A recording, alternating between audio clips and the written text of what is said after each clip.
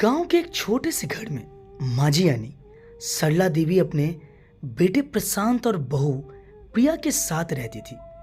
सरला देवी का स्वभाव शांत और सहनशील था। उनके जीवन का हर दिन अपने परिवार की भलाई और खुशियां के लिए समर्पित था। परंतु उनकी बहू प्रिया, जो शहर में पली बढ़ी थी, अक्सर छोटी छोटी बातों पर उलझ जाती थी। शादी के पहले साल ही प्रिया को इस घर से शिकायत शुरू हो गई। उसे लगता था कि शादी के बाद उसे जिस तरह का ऐशो आराम मिलना चाहिए था वो उसे नहीं मिला। सरला देवी ने सोचा कि नई बहू है, धीरे धीरे घर के माहौल में ढल जाएगी।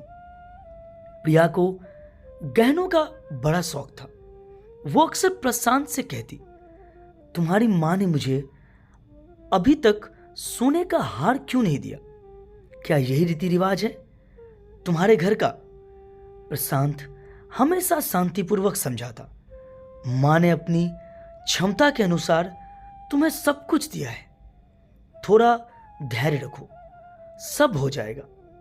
पर प्रिया के लिए यह बातें मान लेना आसान नहीं था। शादी के 5 साल पूरे हो चुके थे, लेकिन उसकी शिकायतें खत्म नहीं होती। एक दिन सुबह सुबह प्रिया ने चाय बनाते हुए तंज कसा, माँ जी, शादी के 5 साल हो गए, लेकिन अभी तक मुझे सोने का हार नहीं मिला। आपके जमाने में क्या बहुओं को कुछ नहीं दिया जाता था? सरला देवी ने मुस्कुराते हुए कहा, धैर्य रखो बहू, मिल जाएगा, हर चीज का समय होता है। प्रिया तुरंत बोली, कब माँ जी? जब आप मर जाएंगी तब? क्या आपके आशीर्वाद के साथ सोने का हार मिलेगा? सरला देवी ने यह बात सुनी तो उनके दिल पर गहरा आघात पहुंचा।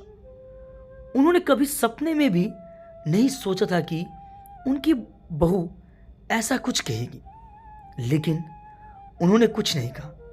शांत रहकर अपने काम में लग गई। सरला देवी ने अपनी भावनाएं प्रशांत से भी साझा नहीं की।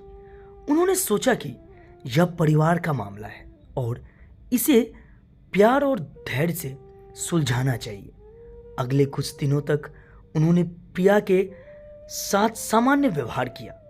वह प्रिया की हर जरूरत का ख्याल रखती, लेकिन मन ही मन उन्होंने ठान लिया था कि अपनी बहू को ऐसा सबक सिखाएंगी जो उसे जीवन भर याद रहेगा। एक दिन सरला देवी ने एक खास अवसर की तैयारी शुरू की। उन्होंने पूरे गांव में संदेश भिजवाया कि उनके घर पर एक छोटी पूजा और भोजन का आयोजन किया जाएगा। प्रिया को लगा कि यह कोई सामान्य पूजा होगी, लेकिन शांति देवी ने सोने का एक खूबसूरत हार बनवाने के लिए अपनी सारी जमा पूंजी लगा दी थी। उन्होंने हार को एक सुंदर डब्बे में रखा और पूजा के दौरान पूरे गांव के सामने प्रिया को उपहार में दे दिया।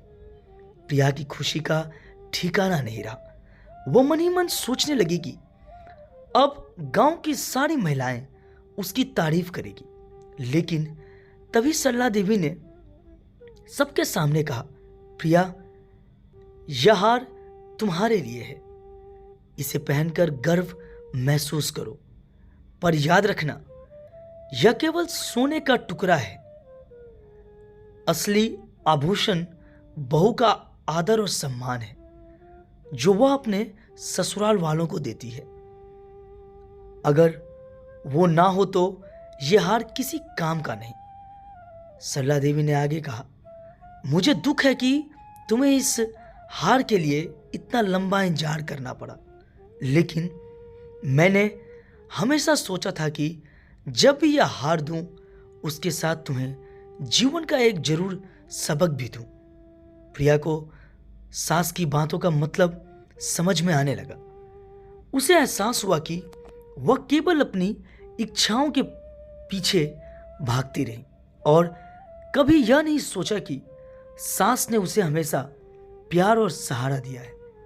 प्रिया ने सबके सामने अपनी गलतियां मानी। उसने सरला देवी से माफी मांगी और कहा, माँ जी, मुझे माफ कर दीजिए। मैंने हमेशा आपकी अच्छाई को अनदेखा किया और अपने स्वार्थ में खोई रही। आपसे मैंने जो बातें कही उसके लिए मैं शर्मिंदा हूं। सरला देवी ने मुस्कुराते हुए प्रिया को गले लगा लिया। उन्होंने कहा, बेटी, रिश्तों को मजबूत करने के लिए धन दौलत की नहीं, दिल की जरूरत होती है। हमें एक दूसरे का सम्मान करना चाहिए, यही सच्चा गहना है। उस दिन के बाद से प्रिया का व्यवहार बदल गया। वह सरला देवी के साथ ज्यादा समय बिताने लगी और घर के कामों में उनका हाथ बटाने लगी। उसने अपने दिल में सास के लिए नई इज्जत और प्यार महसूस किया।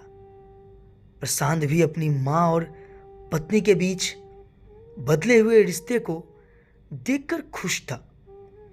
इस घटना ने उनके परिवार को और भी करीब ला दिया।